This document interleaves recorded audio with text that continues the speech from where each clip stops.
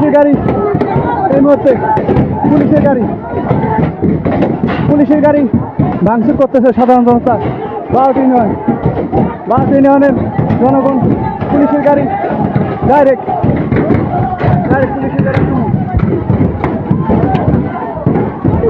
পুলিশের গাড়ি আক্রমণ।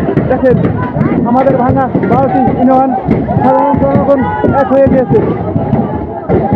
দেখেন